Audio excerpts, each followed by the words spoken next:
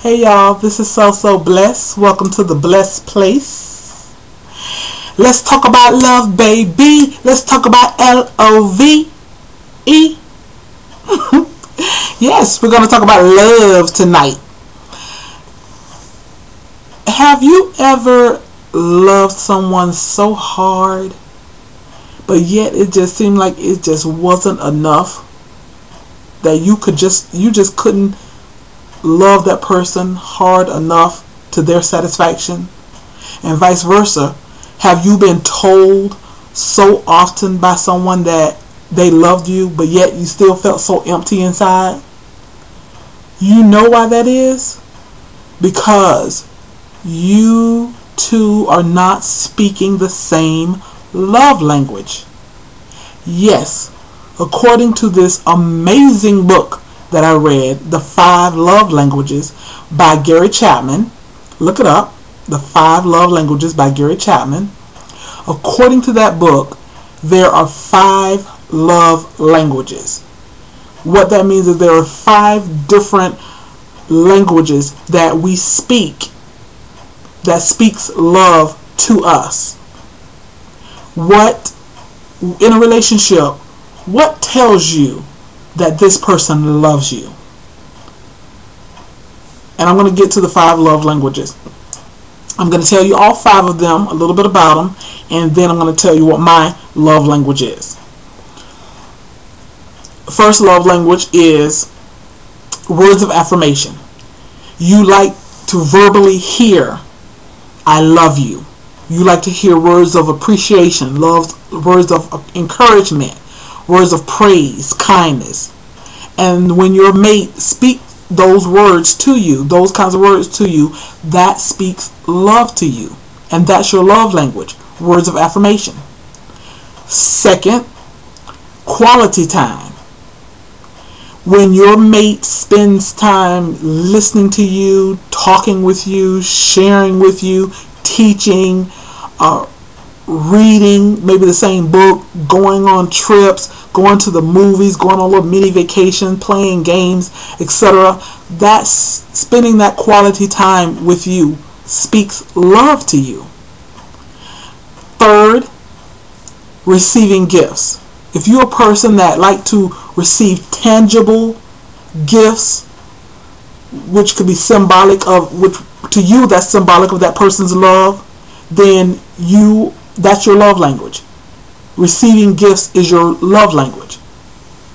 And especially if these gifts are unexpected, if they're a surprise, if it's not just a birthday gift, a Christmas gift, but the unexpected gifts, the just because gift. If you thrive on that, if you love that, then your love language is receiving gifts. Fourth, acts of service. When someone does something for you, that's something that took time, that took effort, that took some planning, that took some energy, then your love language is acts of service. Fifth, and the last love language is physical touch. Now, it's human nature. We all have a human need to be touched. But when physical touch speaks love to you, when you love to be caressed, or the hand on the small of your back, or the forehead kiss, then that is your love language, physical touch.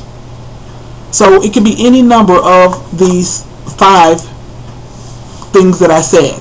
It could be words of affirmation, quality time, receiving gifts, acts of services, and physical touch. And according to Gary Chapman, normally you don't have just one love language. Most of us have a combination of at least 2, and maybe even 3. But normally it's 2, but one is going to be more prevalent than the other. For instance, my love language. I have 2, but the one that's most prevalent is acts of service. Oh my goodness, that's what speaks love to me. Is if you go put gas in my car, or if you take the trash out, or if you put the clothes in the dryer, or just anything, like, especially gas in my car. I hate putting gas in my car. That speaks love to me. And the other is quality time. I'm not a person for a lot of quality time. I'm kind of a loner. I like spending time alone, or with my sisters, or with my family, but I love quality time. Let's play a game of let's play some Scrabble, or let's watch a television show together. Let's go to the movie. Let's go on a little mini vacation. That speaks love to me. So, and then vice versa. Not just what speaks love to you, but also what speaks love to your partner, to your significant other.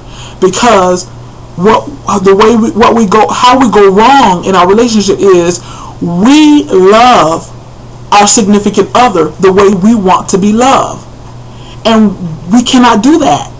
It seems like that would be the obvious thing, but no, it's not that. You cannot love your significant other the way you want to be loved, because your significant other may speak a totally different love language. You may be a person who, what speaks love to you is physical touch, and you love to be touched, and then your secondary may be just say acts of service.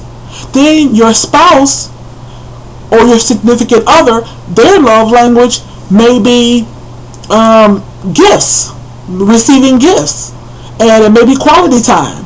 So here it is, you're trying to love your spouse by giving them a lot of physical touch, and the physical touch is irritating the heck out of them. Or you may be doing acts of services, and you're saying, I'm always doing this and I'm always doing that. Why doesn't he or she know or feel that I love them? How can I convince this person that I love them? Well, you have to know what their love language is, because maybe receiving gifts, or maybe spending quality time or something like that is their love language. So if you're not giving me gifts and that's my love language, but you are giving me physical touch and that's not my love language, and you're irritating the heck out of me, you're wondering why I'm not feeling you, why I'm not loving you the way you want to be loved. I'm touching you, I'm doing this and I'm doing that. Well, no, you have to find out your spouse's, your significant other's love language. And if you find out their love language and speak their language, and they in turn find out your love language and speak your language, then you are communicating. You are communicating and you are loving each other the way the other needs to be loved. It's kind of reverse of the golden rule. The golden rule says, do unto others and you will have others to do unto you. But no, in a relationship, when you are speaking each other's language, you have to do unto the other as the other would have it done unto them. Okay? So that's our love lesson tonight. And y'all try it. Try it out. Tell me what you think your love language is. And then ask your mate, your significant other, explain to them what the love language is, and ask them, what is your love language? How can I love you the way that you want me to love you? And then listen and take it in, and then act upon that. All right? That's our love lesson for tonight. This has been the Quiet Storm. I just threw that in because my family, they love to talk about my deep, heavy voice. And so I said I could be a DJ on one of those quiet storms. This is the love storm. And you've just been blessed with the 5 love languages by Gary Chapman. Y'all be blessed.